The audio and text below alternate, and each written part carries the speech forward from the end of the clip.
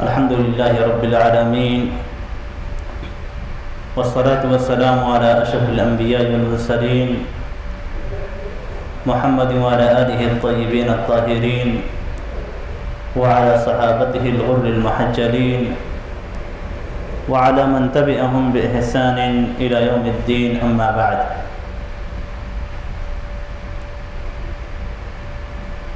محترم سامعین،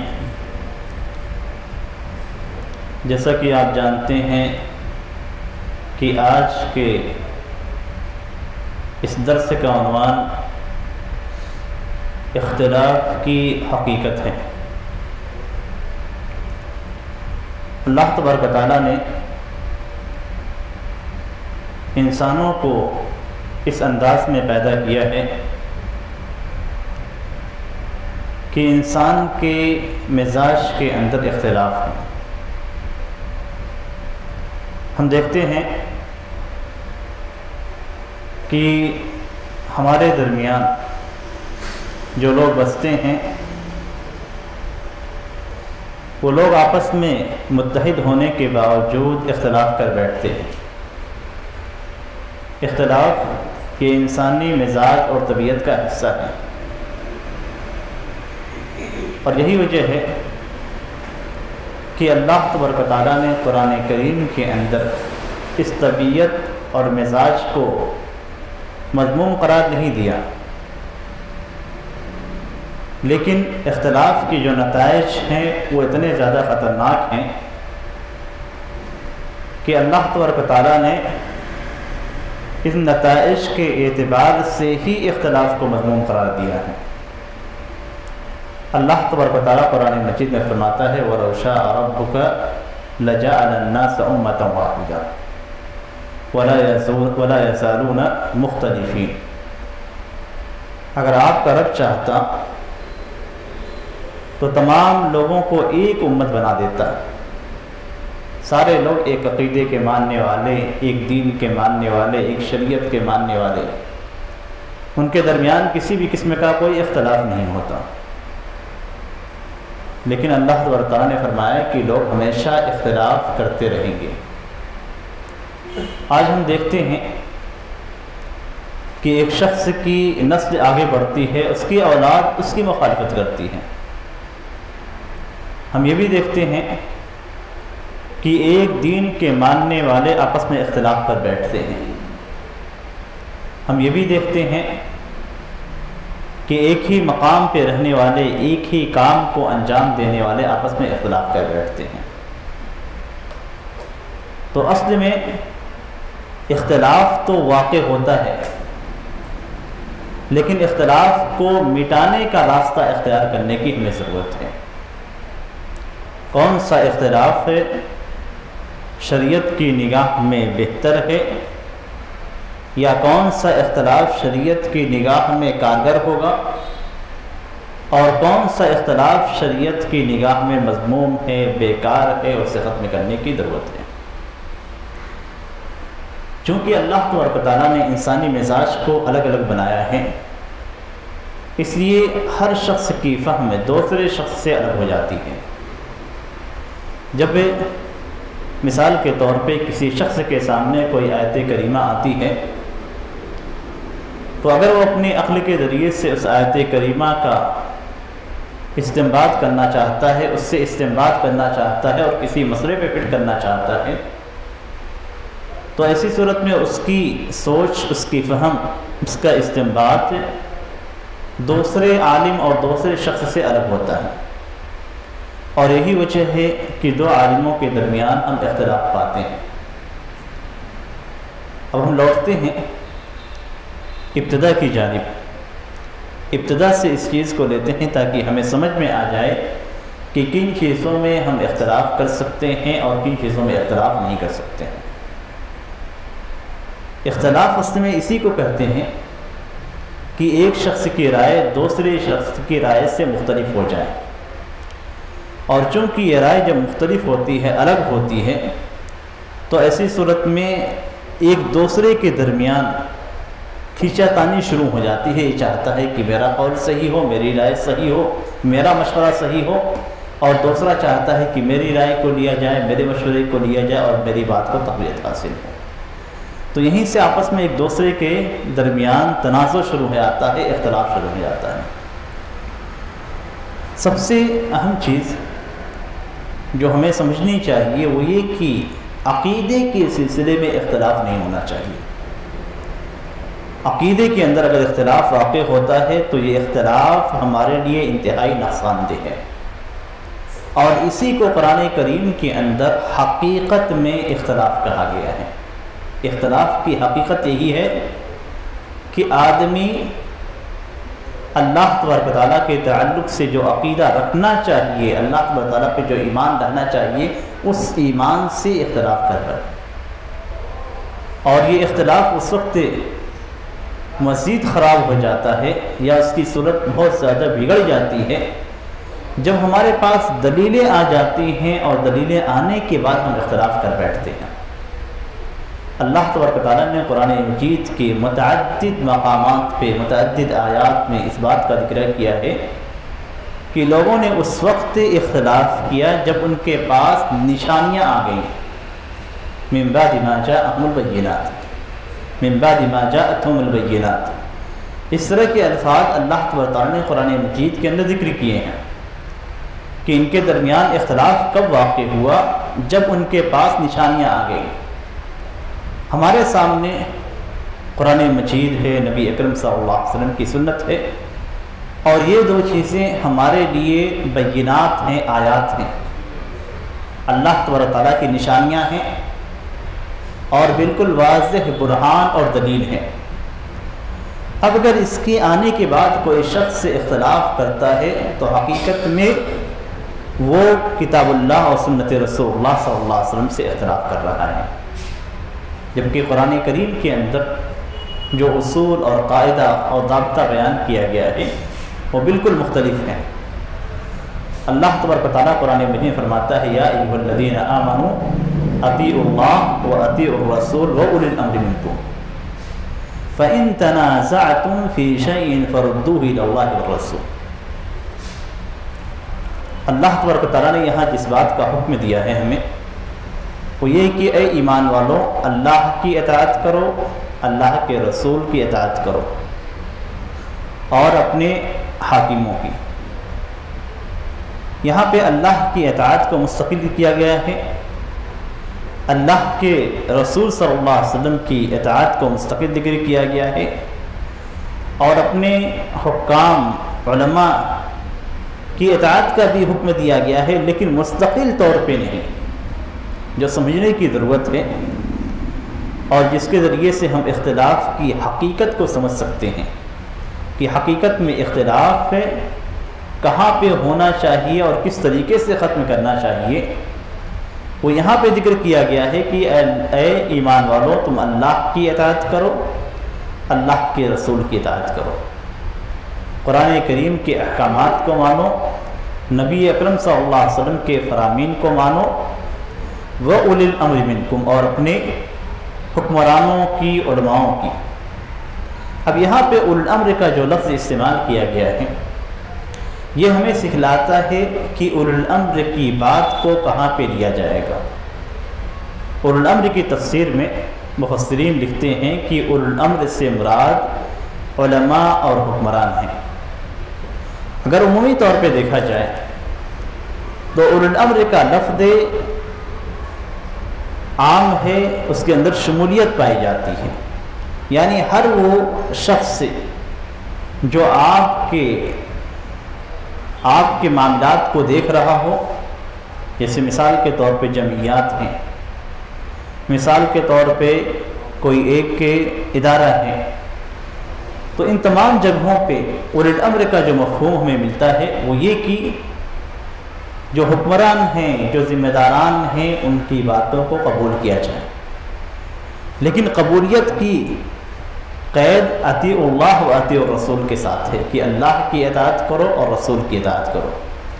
یعنی دینی احکامات میں اگر ذمہ داران، علماء، حکمراں کوئی بات آپ سے ذکر کرتے ہیں تو ان باتوں میں ان کی اطاعت کی جائے، لیکن یہ اطاعت اللہ اور اس کے رسول کی اطاعت کے ساتھ مربوط ہونی چاہیے۔ اسی لیے اللہ تبارک و تعالیٰ آگے فرماتا ہے فَإِن تَنَازَعْتُمْ فِي شَيْءٍ فَرُدُّوهُ إِلَى اللَّهِ وَالرَّسُولِ۔ علماء اور حکمران یا ذمہ داران یہ انسان ہیں، اور جیسا کہ ذکر کیا گیا کہ انسان کا مزاج دوسرے انسان سے مختلف ہوتا ہے، انسانوں کے مزاج آپس میں مختلف ہوتے ہیں، ایک کا اختلاف دوسرے سے ہو جاتا ہے۔ اب یہ اختلاف تو واقعی ہی ہوتا ہے، اس لیے اولی الامر کا سے اختلاف آپ کا ہو سکتا ہے، اولی الامر کے درمیان آپس میں اختلاف ہو سکتا ہے، ذمہ داران میں آپس میں اختلاف ہو سکتا ہے، علماء کرام میں آپس میں اختلاف ہو سکتا ہے، حکمرانوں میں آپس میں اختلاف ہو سکتا ہے، حکمراں اور رعیہ کے درمیان اختلاف ہو سکتا ہے، ذمہ داران اور جس کے اوپر کچھ ذمہ داریاں ڈالی گئی ہیں جو ماتحت افراد ہیں ان کے درمیان اختلاف ہو سکتا ہے، لیکن اس اختلاف کو کس طریقے سے ختم کیا جائے گا اس کو بھی اللہ تعالیٰ نے بتلا دیا ہے۔ فَإِن تَنَازَعْتُمْ فِي شَيْءٍ فَرُدُّوهُ إِلَى اللَّهِ وَالرَّسُولِ۔ اختلاف ہو چکا ہے، اور یہاں پہ اللہ تعالیٰ نے کیا فرمایا؟ فی شیء، کسی بھی چیز کے اندر اختلاف کسی بھی معاملے میں ہو، کسی بھی معاملے میں ہو، یعنی دنیا کے معاملے میں ہو یا دین کے معاملے میں، اختلاف کسی بھی چیز میں ہو سکتا ہے۔ آپ کا دینی اختلاف ہو سکتا ہے، آپ کا مسلکی اختلاف ہو سکتا ہے، آپ کا خاندانی اختلاف ہو سکتا ہے، آپ کا کسی عمل کے سلسلے میں اختلاف ہو سکتا ہے۔ فَرُدُّوهُ إِلَى اللَّهِ وَالرَّسُولِ، فیصلہ کرنا ہے، اختلاف کو ختم کرنا ہے تو اللہ اس کے رسول کی جانب لوٹا دو۔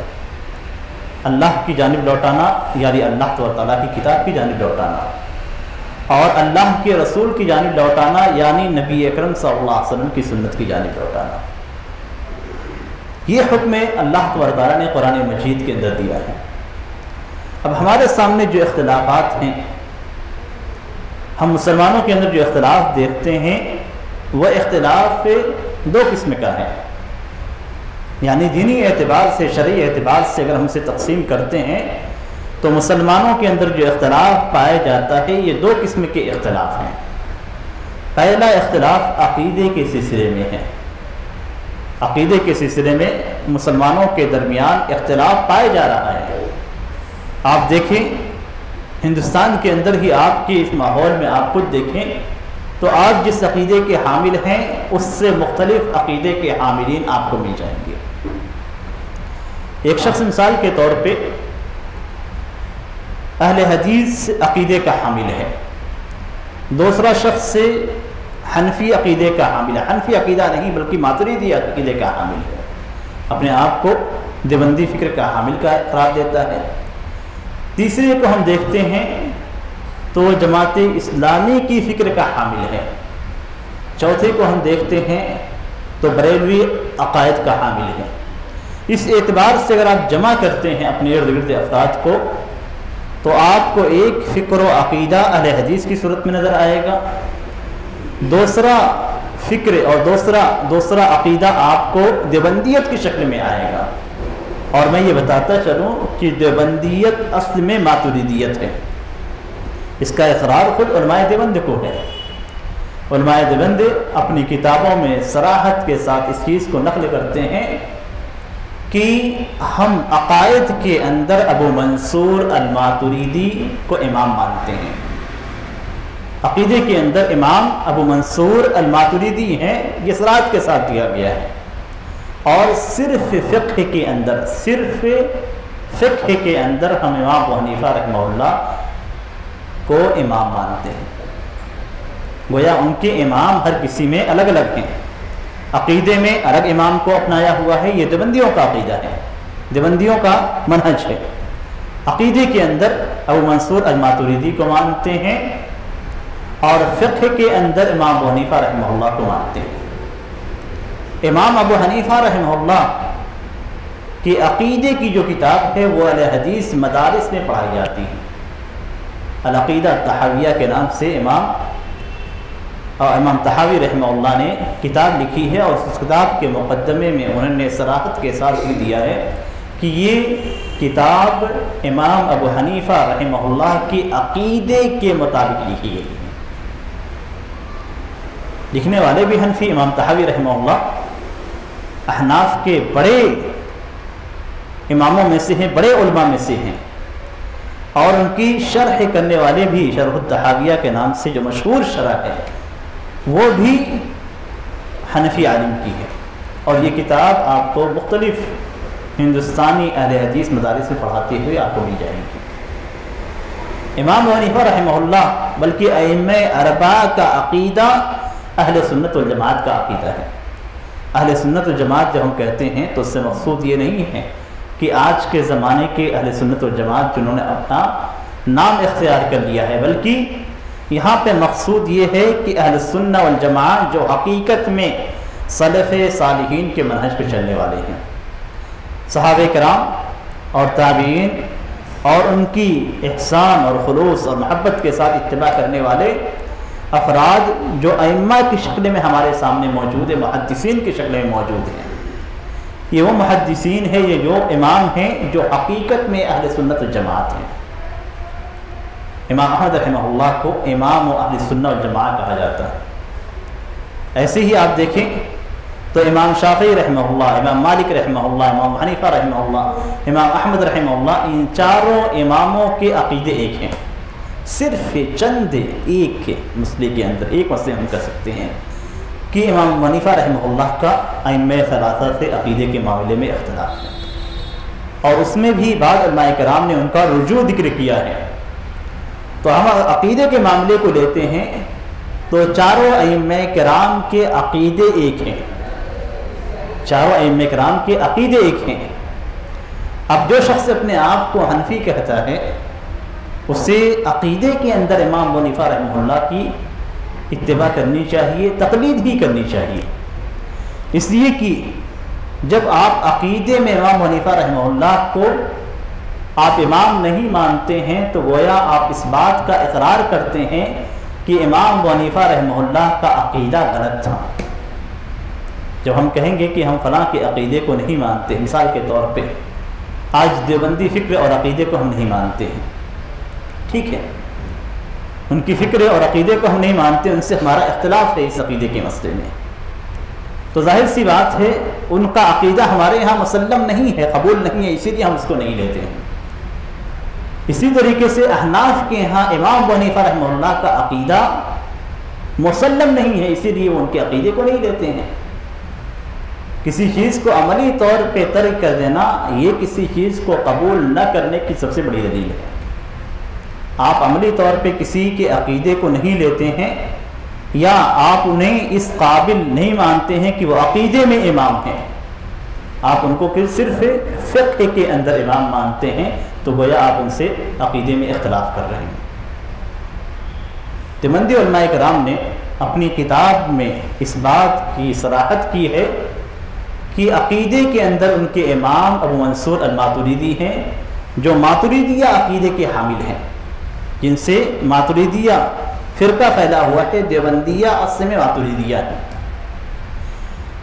اب یہ عقیدے کے اندر ابو منصور الماتریدی کے ماننے والے ہیں جن کے عقیدے اشاعرہ کے عقیدے سے کافی قریب ہیں، اور امام ابو حنیفہ رحمہ اللہ سے کے عقیدے کو نہیں لیتے ہیں بلکہ ان کو فقہ کے اندر صرف امام مانتے ہیں، یعنی گویا یہ کہتے ہیں کہ عقیدے میں آپ ہمارے قابل نہیں ہیں، فقہ کے اندر آپ ہمارے قابل ہیں۔ عملی طور پہ یہی کہا جا رہا ہے، زبان سے اقرار نہیں ہے لیکن عملی طور پہ جب ان کے عقیدے کو چھوڑ دیا جا رہا ہے، ان کے فکر کو، ان کے منہج کو، ان کے سلفی منہج کو چھوڑ دیا جا رہا ہے، تو گویا عملی طور پہ یہی کہا جا رہا ہے کہ آپ عقیدے میں ہمارے لیے قابل اتباع نہیں ہیں، قابل تقلید نہیں۔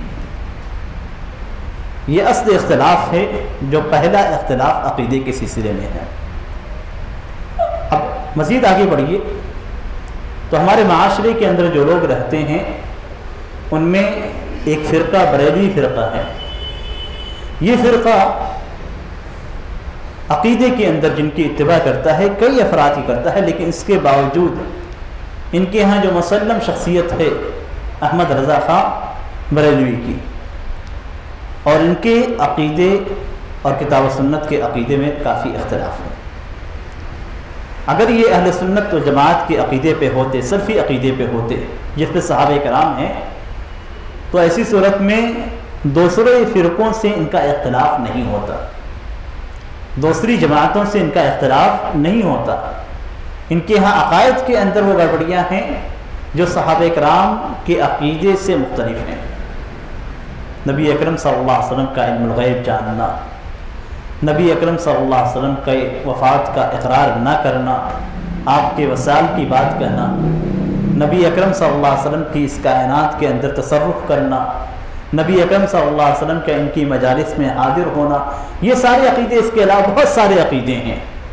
قبروں میں ولیوں کا سننا، ولیوں کے مقام کو نبیوں سے اوپر کرنا، اس طریقے سے بہت سارے عقیدے ہیں جو صحابہ کرام کے عقیدے سے مختلف ہیں۔ اسی طریقے سے آپ دیکھیں تو ہمارے یہاں جماعت اسلامی مشہور ہے، معروف ہے، جن کا منہج اور فکر یہی ہے کہ کوئی بھی آئے ہماری جماعت میں داخل ہو سکتا ہے، اور عمومی طور پہ اہل حدیث جماعت اسلامی کے منہج اور فکر کو نہ سمجھنے کی وجہ سے ان کے ساتھ منسلک ہو جاتے ہیں۔ جماعت اسلامی کے اندر جو بڑے اختلافات ہیں صحابہ کرام کے منہج سے، وہ یہ کہ حکام مسلمین کو جو کہ شریعت کی اتباع تو کرتے ہیں لیکن بعض معاملات میں شریعت سے ان کی کوتاہیاں ہوتی ہیں۔ حکام مسلمین یعنی مسلمانوں کے حکمراں، عرب حکمراں، آپ یہ کہیں کہ مسلم حکمراں، یا مثال کے طور پہ جیسے وہ ٹارگٹ کرتے ہیں سعودی عرب کو، تو سعودی عرب کو ہی لے لیجیے۔ سعودی عرب کے اندر شریعت کی تطبیق پائی جاتی ہے، شریعت کو وہاں پہ نافذ کیا گیا، باقی وہاں کے دستور میں شامل ہے، لیکن اگر معاشرے کے اندر کوئی برائی ہو رہی ہے تو اس کا مطلب یہ نہیں ہوتا ہے کہ شریعت کی تطبیق اور نفاذ موجود نہیں ہے۔ شریعت کی تطبیق اور نفاذ موجود ہے، مجرموں کو پکڑا جاتا ہے تو ان پہ شریعت کے احکامات نافذ کیے جاتے ہیں، اور یہی اصل میں شریعت کی تطبیق اور تنفیذ ہے۔ شریعت کو نافذ کرنا اصل میں یہی ہے۔ شریعت کو نافذ کرنے کا مطلب یہ نہیں ہوتا ہے کہ معاشرے کے اندر کوئی بھی برائی نہ پائی جائے۔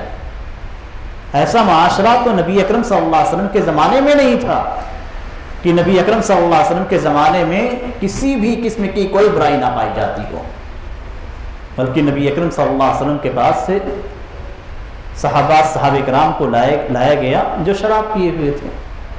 نبی اکرم صلی اللہ علیہ وسلم کے پاس بعض صحابہ کرام آئے جنہوں نے زنا کیا تھا، اقرار کیا اور حد نافذ کرنے کا مطالبہ کیا۔ تو معاشرہ پاک ہے، لیکن پاک معاشرے کا مطلب یہ نہیں ہوتا کہ اس کے اندر کسی بھی قسم کی کوئی برائی نہیں ہے۔ لیکن اگر کسی برائی پہ کسی کو پکڑا گیا تو شریعت کے مطابق اس پہ حد یا تعدیل نافذ کی جائے گی۔ یہ اصل میں شریعت اسلامیہ کا نفاذ ہے۔ اب ان کے یہاں جماعت اسلامی کے اندر ان کا یہ فکر ہے، منہج ہے، وہ یہ کہ اگر کہیں پہ کوئی گناہ پایا گیا اور یا کسی گناہ کے تعلق سے کسی حاکم نے چشمپوشی کی تو وہ کافر ہو گیا۔ کفر کا فتویٰ دھڑا دھڑ لگایا جاتا ہے، اور یہ کفر کا فتویٰ لگانے کے بعد ان کے خون کو، ان کے مال کو حلال کر لیا جاتا ہے۔ آپ دیکھ رہے ہیں مثالیں بھری پڑی ہیں، آپ کے سامنے عراق کا مسئلہ ہے، آپ کے سامنے یمن کا مسئلہ ہے، آپ کے سامنے سوریا کا مسئلہ ہے، آپ کے سامنے تیونس کا مسئلہ ہے، اور لیبیا کو آپ نے دیکھا۔ یہ سارے کے سارے مسلمان حکمراں تھے، وہاں رہنے والے اکثر رعایا مسلمان تھیں، اور اس قدر قتل و غارت کی گری کی گئی کہ پورا ملک تباہ ہو گیا۔ کس نام پہ؟ صحوہ اسلامیہ، اسلامی بیداری کے نام پہ، اور اسلامی بیداری کے نام پہ اور اسلامی بیداری کی آواز لگانے والے ان کے نام پہ یہ ساری قتل و غارت گری کی گئی ہے۔ یہ جماعت اسلامی کی فکر ہے، یہ اصل میں جماعت اسلامی کی فکر ہے جو عرب ممالک میں الاخوان المسلمین کے نام سے ہے۔ کسی کے ظاہری عمل کو دیکھ کر ہم اس کے عقیدے اور منہج کو صحیح نہیں قرار دے سکتے ہیں۔ آپ کے سامنے اگر کوئی غیر مسلم ہے، بہت ہی اچھے اخلاق کے ساتھ آپ کے ساتھ پیش آتا ہے، بڑا اچھا تعامل ہے اس کا آپ کے ساتھ، ہر چیز میں بالکل 100% ہے، آپ 100 نمبر اسے دے سکتے ہیں، لیکن غیر مسلم ہے تو اس کا مطلب یہ نہیں ہوتا کہ اس کی اخلاق کی وجہ سے ہم اسے مسلمان قرار دیں۔ اسی لیے جماعت اسلامی کے عملی کام کو دیکھتے ہوئے آپ اسے یہ نہ سمجھیں کہ اس کا منہج اور فکر بھی صحیح ہے۔ لوگوں کے اندر اچھے اخلاق سے پیش آنا یہ اسلام کا مطالبہ ہے، اچھا تعامل کرنا لوگوں کے ساتھ یہ اسلام کا مطالبہ ہے۔ لیکن اگر کسی کا عقیدہ، کسی کی فکر، کسی کا منہج اگر صحابہ کرام کے منہج سے الگ ہے تو ایسی صورت میں ہم اس منہج کو قبول نہیں کر سکتے۔ اسی لیے ہمیشہ اہل الحدیث اور دوسری جماعتوں کے درمیان اختلاف رہا ہے، اور اختلاف کی حقیقت یہی ہے کہ دوسری جماعتیں اہل الحدیث سے اختلاف کیوں کرتی ہیں؟ اس لیے کہ اہل الحدیث کا منہج اور فکر اور عقیدہ صحابہ کرام کے منہج اور فکر عقیدے کی طرح ہے۔ وہیں سے عقیدہ لیا جاتا ہے، وہیں سے فکر لی جاتی ہے، اسی منہج کو اختیار کیا جاتا ہے جو صحابہ کرام نے اختیار کیا ہے۔ اب اگر کوئی شخص صحابہ کرام کے منہج سے اختلاف کرتا ہے تو وہ اہل السنہ والجماعہ یا سلفی منہج پہ نہیں ہے۔ سلفی منہج ایک منہج ہے، فکر ہے، عقیدہ ہے۔ اب اس سے اختلاف کرنے والا حقیقت میں صحابہ کرام کے منہج سے اختلاف کرتا ہے، اور صحابہ کرام کے منہج سے اختلاف کرنے والا حقیقت میں قرآن کریم کی آیت کریمہ کی مخالفت کرتا ہے۔ قرآن کریم کے اندر اللہ تعالیٰ نے فرمایا ہے فَإِنْ آمَنُوا بِمِثْلِ مَا آمَنْتُمْ بِهِ۔ ایمان عقیدے کا سب سے اہم پہلو ہے۔ اللہ تعالیٰ نے کیا فرمایا کہ اگر لوگ ویسے ہی ایمان لے آتے ہیں جیسے تم ایمان لائے۔ وہاں پہ جب قرآن کریم کا نزول ہو رہا تھا اس وقت صرف صحابہ کرام موجود تھے، نبی اکرم صلی اللہ علیہ وسلم اور صحابہ کرام موجود تھے۔ مخاطب کن کو کیا جا رہا ہے؟ کن کو کہا گیا ہے تمہارے ایمان کی طرح صحابہ کرام ہیں۔ اب جس کا ایمان صحابہ کرام کے ایمان کی طرح فَإِنْ آمَنُوا بِمِثْلِ مَا آمَنْتُمْ بِهِ فَقَدِ اهْتَدَوْا، کہ اگر لوگ ایسے ہی ایمان لاتے ہیں جیسے تم ایمان لائے، فَإِنْ آمَنُوا میں تمام لوگ داخل ہو جاتے ہیں، قیامت تک آنے والے سارے افراد داخل ہو جاتے ہیں، یعنی تمہارے ایمان کی طرح ان کا ایمان ہے، تمہارے عقیدے کی طرح ان کا عقیدہ ہے۔ فَقَدِ اهْتَدَوْا، تو حقیقت میں یہی ہدایت پہ ہیں، صراط مستقیم پہ ہیں۔ وَإِن تَوَلَّوْا فَإِنَّمَا هُمْ فِي شِقَاقٍ، کہ اگر یہ اختلاف کر بیٹھتے ہیں، اگر یہ پشت پھیر لیتے ہیں، تمہارے ایمان کی طرح ایمان نہیں لاتے ہیں، فَإِنَّمَا هُمْ فِي شِقَاقٍ، تو حقیقت میں یہی اختلاف میں ہے۔ اختلاف کی حقیقت کیا ہے کہ عقیدے کے اندر اگر صحابہ کرام سے کوئی اختلاف کرتا ہے تو حقیقت میں وہی اختلاف کر رہا ہے۔ اختلاف کا مطلب کیا ہوتا ہے کہ اختلاف کا مطلب یہ ہے کہ ایک سیدھا راستہ آپ کو دے دیا گیا، اس سیدھے راستے پہ آپ کو چلنا ہے، اب اس راستے سے جو الگ ہوتا ہے وہ اختلاف کر رہا ہے، سیدھے راستے پہ چلنے والا اختلاف نہیں کر رہا ہے۔ اس سے آپ سمجھ سکتے ہیں کہ اہل الحدیث اختلاف نہیں کرتے ہیں اس لیے کہ وہ سیدھے راستے پہ چل رہے ہیں۔ اہل الحدیث اختلاف نہیں کر رہے ہیں اس لیے کہ وہ سیدھے راستے پہ چل رہے ہیں، اور سیدھے راستے پہ چلنے والا اختلاف نہیں کر سکتا ہے اس لیے کہ وہ ہدایت پہ ہے۔ اب جو اس سے الگ ہوتا ہے حقیقت میں وہی اختلاف کر رہا ہے۔ اختلاف کون کر رہا ہے؟ جو سیدھے راستے سے الگ ہو رہا ہے۔ اب جو افراد صحابہ کرام کے منہج، ان کے فکر، ان کے عقیدے کو چھوڑ کر ابو منصور ماتریدی کے عقیدے کو مان رہے ہیں وہ اختلاف کر رہے ہیں صحابہ کرام سے۔ جو بریلوی فکر کو، عقیدے کو اختیار کر رہے ہیں وہ اختلاف کر رہے ہیں۔ جو جماعت اسلامی کی فکر کو پکڑے ہوئے ہے وہ حقیقت میں صحابہ کرام کے فکر سے اختلاف کر رہا ہے۔ اب جو اسی بات پہ چل رہا ہے کہ ہمارا منہج، ہمارا عقیدہ، ہمارا ایمان صحابہ کرام کی طرح ہونا چاہیے اور ہر معاملے میں صحابہ کرام کے منہج کو اختیار کرتا ہے، تو ایسی صورت میں وہ اختلاف نہیں کر رہا ہے۔ عقیدہ سب سے اہم چیز ہے، اور عقیدے کے اندر اگر کوئی اختلاف کرتا ہے، قرآن و سنت موجود ہے، اللہ کی کتاب اور نبی اکرم صلی اللہ علیہ وسلم کی احادیث موجود ہے۔ اب اس کے بعد اگر کوئی الگ منہج، فکر، عقیدہ بناتا ہے تو قرآن کریم کے اندر عام طور پہ یہودیوں کی جو صفت بیان کی گئی ہے یا یہودیوں کے تعلق سے جو بات ذکر کی گئی ہے وہ یہ کہ ان کے پاس دلیلیں آ گئی تھی، من بعد ما جاءتهم البینات، من بعد ما جاءهم البینات، کہ نشانیاں، واضح نشانیاں، بینات، واضح نشانیاں، دلیلیں، برہان سب کچھ آنے کے بعد انہوں نے اختلاف کیا ہے۔ اختلاف کا لفظ وہاں پہ اسی کے ساتھ جوڑا گیا ہے کہ نشانیاں آ گئی، اس کے بعد اختلاف کیا گیا۔ آج جو لوگ اختلاف کرتے ہیں، دوسرے عقیدے کے حامل ہیں، حقیقت میں وہ نشانیاں آنے کے بعد، دلیلیں آنے کے بعد، قرآن سنت کی باتیں آ جانے کے بعد اختلاف کر رہے ہیں۔ اس لیے اختلاف حقیقت میں وہ کر رہے ہیں جو لوگ صحابہ کرام کے منہج پہ چل رہے ہیں، وہ اختلاف نہیں کر رہے ہیں۔ یہ تو عقیدے کے سلسلے میں بات ہو گئی۔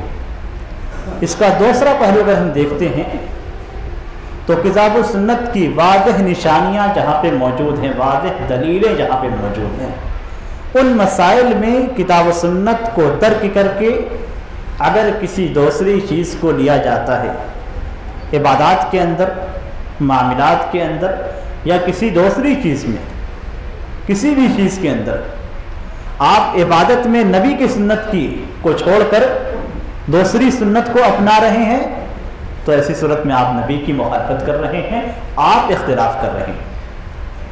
احادیث کے اندر جب ہم نبی اکرم صلی اللہ علیہ وسلم کی عبادت کی کیفیت کو دیکھتے ہیں تو ہمارے سامنے دو طرح کی احادیث بعض اختلافی مسائل میں آ جاتے ہیں۔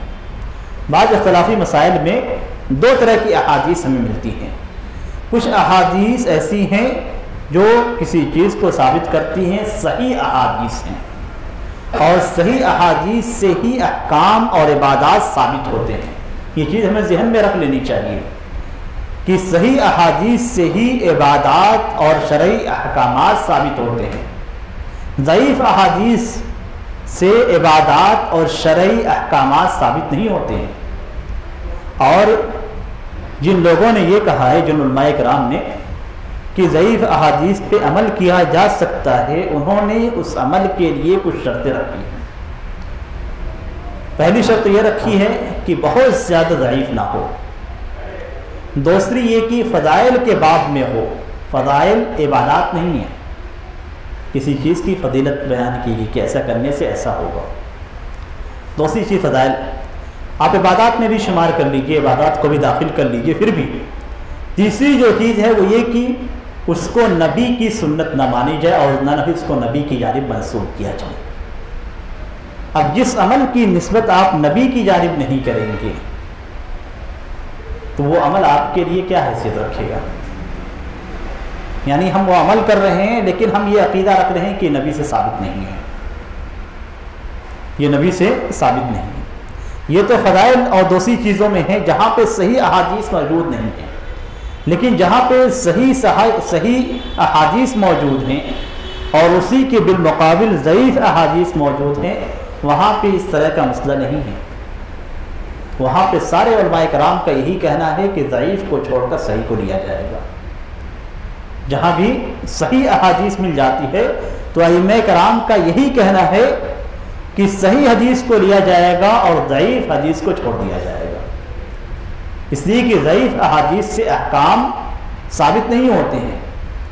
تو اب اگر کوئی شخص صحیح احادیث کو اپنے عبادات میں، اپنے احکام میں، اپنے معاملات میں لیتا ہے اور ضعیف حدیث کو چھوڑ دیتا ہے تو وہ شخص اختلاف نہیں کر رہا ہے، حقیقت میں وہ اختلاف نہیں کر رہا۔ اختلاف کون کر رہا ہے؟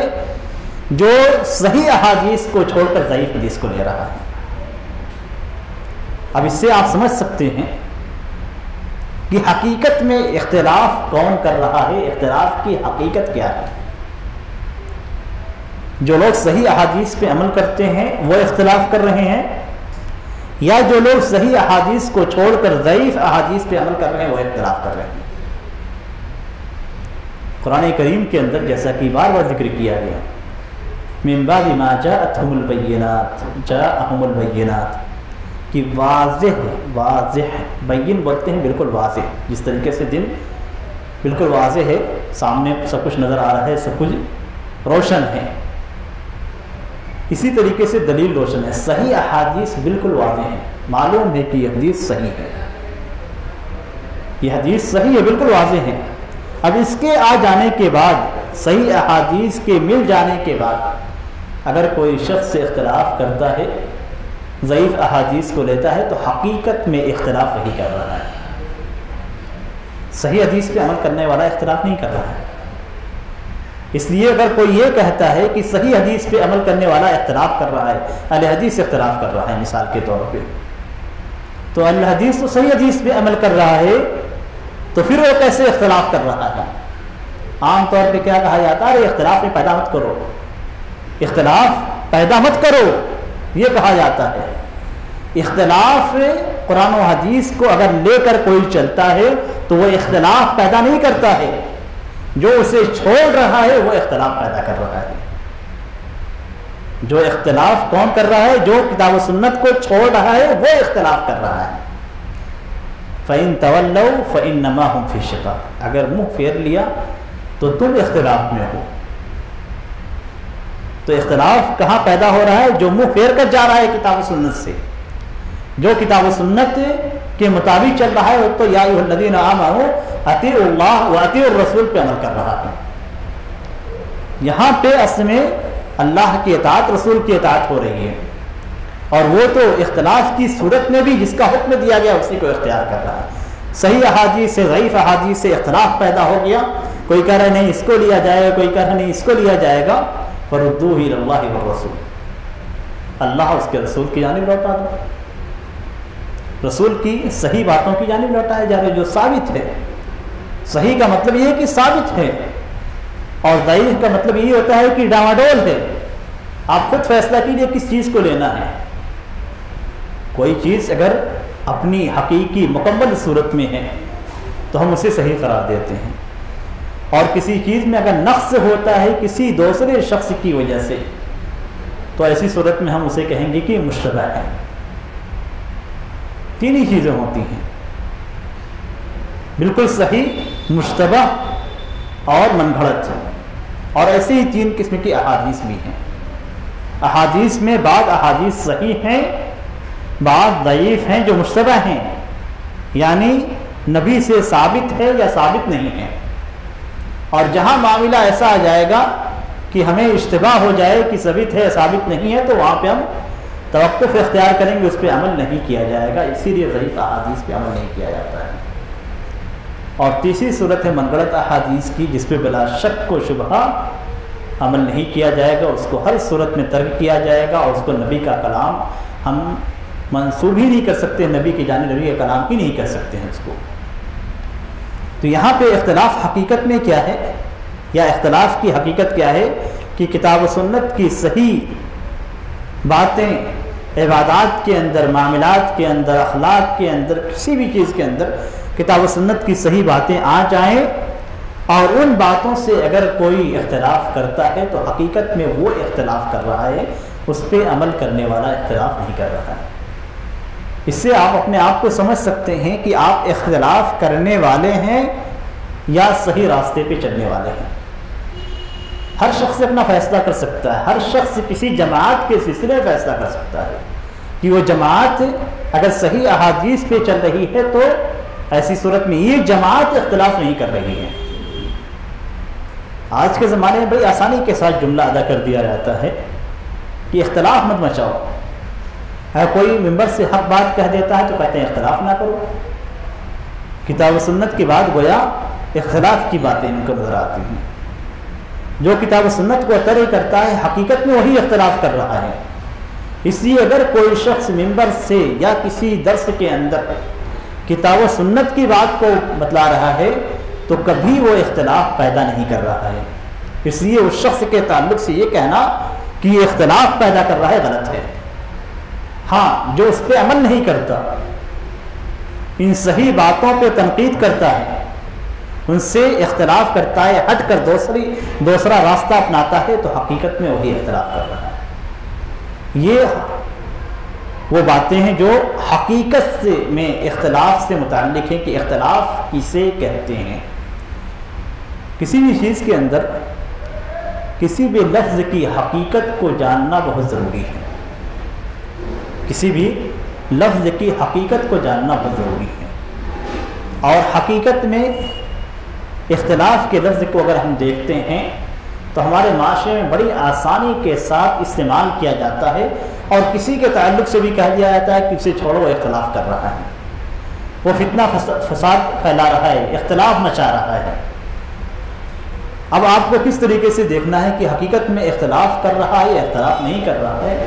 تو آپ دیکھ سکتے ہیں کہ اگر عقیدے کے معاملے میں وہ صحابہ کرام کے منہج پہ ہے، عمل، عبادت اور اسی طریقے سے معاملات دوسری چیزوں میں اگر وہ کتاب و سنت کے مطابق چل رہا ہے تو آپ کو اختلاف نہیں پیدا کرتا۔ ہاں، کچھ نصوص ہیں، قرآن کریم کی کچھ آیات ہیں، کچھ احادیث ہیں جن میں لفظ استعمال کیا گیا ہے اور اس لفظ کے کئی معنی ہوتے ہیں، یا جو اسلوب اختیار کیا گیا ہے اس اسلوب کے کئی معانی نکلتے ہیں۔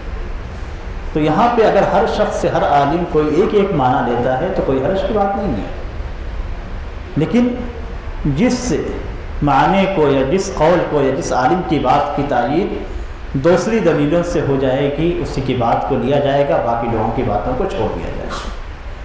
علماء کرام کے درمیان اختلاف واقع ہوتا ہے، اور یہ اختلاف ان کے درمیان جیسا کہ ذکر کیا گیا کہ سمجھ کی اختلاف کی وجہ سے، سمجھ ہر شخص کی سمجھ دوسرے سے مختلف ہے، اس وجہ سے اختلاف پیدا ہو جاتا ہے۔ ایک وجہ تو یہ ہوتی ہے، دوسری وجہ یہ ہوتی ہے کہ علماء کرام کے پاس بسا اوقات ضعیف سند سے احادیث پہنچتی ہیں، اور وہ ضعیف سند سے پہنچنے کی وجہ سے اسے قبول نہیں کرتے ہیں، اس لیے کہ ان کا منہج یہ ہے کہ صحیح احادیث کو قبول کیا جائے۔ لیکن بعض دوسرے علماء کرام کے ہاں وہی حدیث دوسری صحیح سندوں سے مل جاتی ہے، اس لیے اسے لے لیتے ہیں، تو اس وجہ سے بھی دونوں کے درمیان اختلاف پیدا ہو جاتا ہے۔ تو علماء کرام کے درمیان جو اختلاف پیدا ہوتا ہے اس کی مختلف وجوہات ہوتی ہیں، لیکن آج کے زمانے میں جبکہ قرآن و سنت اور اس سے متعلقہ تمام چیزیں، سنت سے متعلقہ صحیح اور ضعیف سندیں الگ کی جا چکی ہیں، تو آج کے زمانے میں وہ مسائل جن کے اندر نبی اکرم صلی اللہ علیہ وسلم کی سنت بالکل واضح ہو چکی ہے، اس میں نبی اکرم صلی اللہ علیہ وسلم کی سنت کو چھوڑ کر دوسری سنت اختیار نہیں کی جائے گی، کسی بھی امام کے قول کو نہیں لیا جائے گا۔ ہر امام نے اپنے آپ کو ان ساری چیزوں سے بری کر دیا ہے جو ان کے اوپر تہمت لگائی جا سکتی ہے یا جس کو ان کے ساتھ جوڑا جا سکتا ہے۔ آج ہم کہتے ہیں کہ ہمارے امام نے یہ بات کہی، اس لیے ہم اپنے امام کی بات کو لیں گے، بہت بڑے عالم تھے، لیکن وہیں جب عمل کی بات آتی ہے اور ان کی باتوں کو لینے کی بات آتی ہے تو ہم ایک چیز کو نظر انداز کر دیتے ہیں، اور وہ یہ کہ ائمہ کرام کے بہت سارے اصول ہوتے ہیں، اور ان اصولوں میں سے ایک اصول سارے ائمہ کرام کے ہیں، سارے ائمہ کرام کا ایک اصل ہے، ایک اصول ہے، اور وہ اصول یہ ہے کہ اگر میری بات کتاب و سنت کے خلاف واقع ہوتی ہے تو کتاب و سنت کو لیا جائے گا، میری بات کو چھوڑ دیا جائے گا۔ آپ دیکھیں گے تو امام احمد بن حنبل رحمہ اللہ نے بھی یہ بات کہی کہ میری تقلید مت کرنا، اوزاعی کی تقلید نہ کرنا، فلاں کی تقلید نہ کرنا، فلاں کی تقلید نہ کرنا، جہاں سے انہوں نے لیا ہے وہیں سے تم بھی لینا۔ اب علماء کرام نے کہاں سے لیا؟ قرآن اور حدیث سے۔ امام شافعی رحمہ اللہ کہتے ہیں کہ اگر حدیث صحیح ہو جاتی ہے تو یہی میرا مذہب ہے۔ بعض مقامات پہ امام بہقی رحمہ اللہ ذکر کرتے ہیں کہ یہ حدیث صحیح طور پہ ثابت ہو چکی ہے، وہاں پہ امام شافعی رحمہ اللہ کا قول ذکر کرتے ہیں اور کہتے ہیں کہ امام شافعی رحمہ اللہ نے کہا کہ ان ثبت الحدیث، اگر یہ حدیث ثابت ہو جاتی ہے تو میرا قول ہے۔ امام بہقی رحمہ اللہ کہتے ہیں کہ اگر امام شافعی رحمہ اللہ زندہ ہوتے تو میں ان کے سر پہ کھڑے ہو کے کہتا کہ یہ حدیث ثابت ہو چکی ہے، اس لیے اس کو لیجیے۔ جبکہ امام بہقی رحمہ اللہ شافعیہ کی جانب نسبت رکھتے ہیں، امام شافعی رحمہ اللہ کی جانب نسبت رکھتے ہیں، مجتہد ہیں، امام ہیں، صحیح احادیث کو لیتے ہیں، نسبت رکھنے میں کوئی حرج نہیں ہے۔ آپ نسبت کسی سے بھی رکھے، اتباع کتاب و سنت کی کیجیے۔ امام بہقی رحمہ اللہ کا منہج یہی تھا، اسی لیے انہوں نے کہا کہ میں امام شافعی رحمہ اللہ کے سر پہ کھڑے ہو کے کہتا، کتنی بڑی بات انہوں نے کہی کہ میں ان کے سر پہ کہ امام شافعی رحمہ اللہ کی جانب خود نسبت رکھتے ہیں اور کہتے ہیں کہ ان کے سر پہ کھڑے ہو کر میں ان سے کہتا کہ حدیث ثابت ہو چکی ہے، اسے لیجیے۔ اب امام ابو حنیفہ رحمہ اللہ کا مسلک بھی یہی تھا، ان کا بھی منہج یہی تھا کہ اگر صحیح حدیث مل جاتی ہے تو میری بات کو دیوار سے مار دو، ختم کرو میری بات کو مت لو۔ لیکن ہم جہاں پہ بہت سارے اماموں کی تقلید کرتے ہیں، ان کے مسائل کے اندر ان کی باتوں کو لیتے ہیں، وہاں اس بات کو چھوڑ دیتے ہیں کہ ان کے اصول میں یہ بھی ہے کہ حدیث ثابت ہو جائے تو اسے میری بات کو چھوڑ دیا جائے۔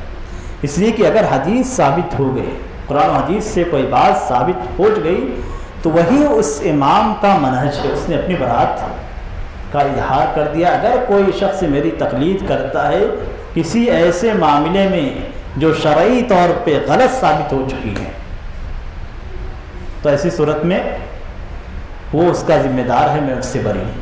اللہ تبارک تعالیٰ کے انہوں نے اپنی برات کا اظہار کر دیا ہے، اس دنیا کے اندر ہی انہوں نے اعلان کر دیا ہے کہ اگر کوئی بھی شخص مثال کے طور پہ آج کے زمانے میں کوئی بھی حنفی کسی ایسی مسئلے میں جس میں امام حنیفہ رحمہ اللہ کا قول کتاب و سنت کے خلاف ہے، اگر امام حنیفہ رحمہ اللہ کے قول کو لیتا ہے تو امام حنیفہ رحمہ اللہ اس سے بری ہے، اس لیے کہ انہوں نے صاف کہہ دیا ہے کہ کتاب و سنت کی باتوں کو لیا جائے گا، میری بات کو نہیں لیا جائے۔ تو اس طرح کی باتیں جہاں پہ ہیں تو آج کا جو موضوع ہے وہ یہ کہ اختلاف کی حقیقت کیا ہے۔ اختلاف کی حقیقت یہ ہے کہ ہر وہ شخص جو کتاب و سنت سے الگ کوئی راہ اپناتا ہے وہی اختلاف کر رہا ہے، جو کتاب و سنت کی راہ کو اپنائے ہوئے ہے وہ اختلاف نہیں کر رہا ہے۔ اللہ تعالیٰ سے دعا ہے کہ اللہ تعالیٰ ہمیں کتاب و سنت کی مخالفت سے باز رکھے اور ہم سے جانے انجانے میں جو مخالفتیں ہوتی ہیں انہیں معاف فرمائے اور تمام مسلمانوں کو کتاب و سنت کی پابندی کی توفیق عطا فرمائے۔ آمین۔ وصلی اللہ علی نبینا محمد وعلی آلہ وصحبہ وسلم۔